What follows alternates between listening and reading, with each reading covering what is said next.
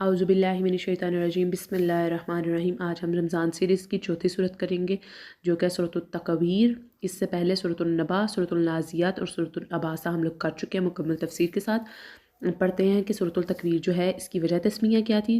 سورۃ التکویر یعنی کہ تکویر جو ہے اس کا معنی ہے لپیٹنا، اور اس سورت کی جو پہلی آیت ہے اس میں قیامت کے دن سورج کو لپیٹ دیے جانے کا ذکر ہے، اسی وجہ سے سورت کا نام سورۃ التکویر ہے۔ ٹھیک ہے، اب ہم پڑھتے ہیں اس کی فضیلت کیا ہے۔ سورۃ التکویر جو ہے اس میں بہت وضاحت کے ساتھ قیامت کی ہولناکی کا ذکر ہے۔ آپ صلی اللہ علیہ وآلہ وسلم نے فرمایا جو شخص قیامت کو اپنی آنکھوں سے دیکھنا چاہے وہ سورۃ التکویر، سورۃ الانفطار اور سورۃ الانشقاق کو پڑھ لے، یعنی کہ یہ تینوں صورتیں جو ہیں ان میں قیامت کے مکمل احوال بیان کیے گئے ہیں۔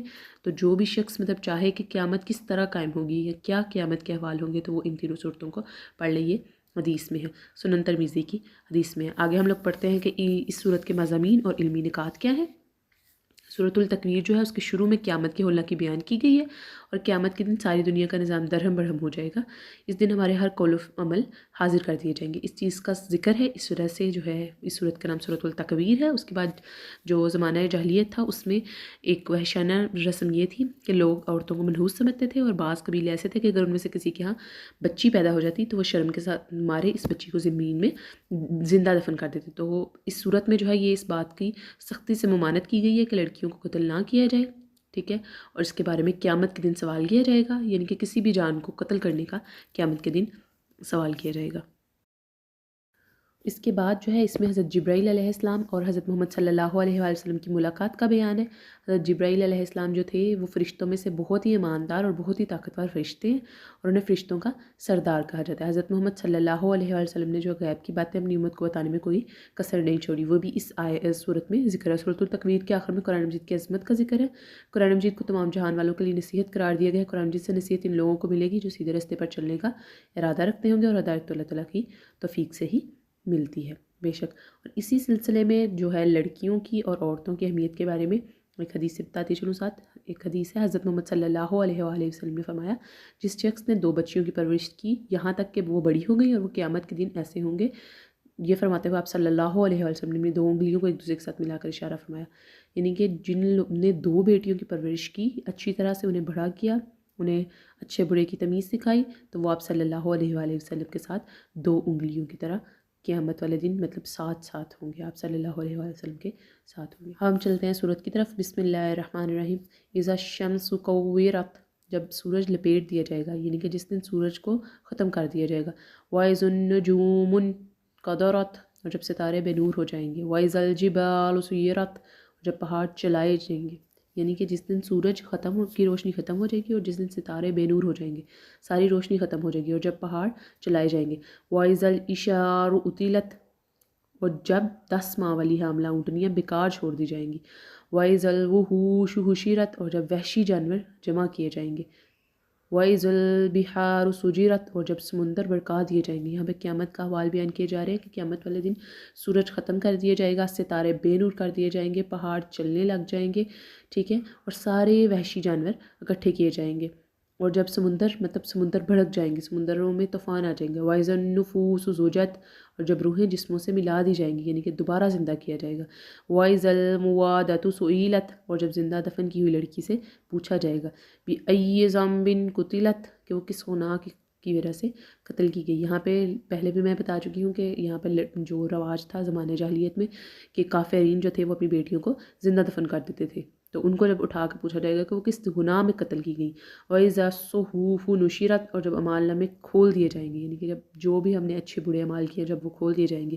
وَإِذَا السَّمَاءُ كُشِطَتْ، جب آسمان اپنی جگہ سے کھینچ لیا جائے گا، یعنی کہ آسمان اپنی جگہ سے ہٹ جائے گا۔ وَإِذَا الْجَحِيمُ سُعِّرَتْ، اور جب جہنم بھڑکائی جائے گی۔ یہاں پہ قیامت کے حوال بیان کیے جا رہے ہیں، اور جب قیامت جو جہنم ہے وہ بھڑکائی جائے گی۔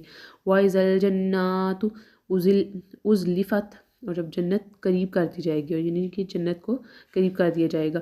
عَلِمَتْ نَفْسٌ مَا أَحْضَرَتْ، اور ہر شخص جان لے گا جو کچھ وہ لے کر آیا ہے، یعنی کہ ہر شخص کو پتہ چل جائے گا کہ وہ کیا اکٹھا کر کے لایا، اس کے اعمال کیا تھے، ٹھیک ہے۔ یہاں تک ہم لوگ پڑھ چکے ہیں کہ جب سورج جو ہے مطلب قیامت والے دن سورج کی روشنی ختم کر دی جائے گی، ستارے بے نور ہو جائیں گے، پہاڑ چلنے لگیں گے، وحشی جانور اور جب سمندر بھڑکا دیے جائیں گے اور جب روحیں مطلب جو لوگ اس دنیا سے جا چکے ہیں انہیں دوبارہ زندہ کیا جائے گا، اور جب مطلب جو لڑکیاں جنہیں زمانہ جاہلیت میں زندہ دفن کر دیا جائے گا ان کو بھی دوبارہ زندہ کیا جائے گا، اور جب اعمال نامے کھولے جائیں گے اور جہنم بھڑکائی جائے گی اور جنت کو قریب کر دیا جائے گا، تو ہر شخص جان لے گا کہ جو کچھ وہ لے کر آیا ہے۔ فلا اقسم بالخنس، تو میں پیچھے ہٹ جانے والے ستاروں کی قسم فرماتا ہوں۔ اللہ تعالیٰ جو ہے وہ قسم فرما رہے ہیں پیچھے ہٹ جانے والے ستاروں کی۔ الجوار الکنس، اور جو چلنے والے چھپ جانے والے، واللیل اذا عسعس، اور قسم ہے رات کی جب وہ جانے لگتی ہے، والصبح اذا تنفس، اور صبح کی جب وہ روشن ہوتی ہے۔ انا لقول رسول کریم، یقیناً یہ قرآن بڑی عظمت والا فرشتوں کا لایا ہوا کلام ہے، بے شک ذی قوت عند ذی العرش مکین، جو قوت والا اور عرش والے کے نزدیک بلند مرتبے والا ہے۔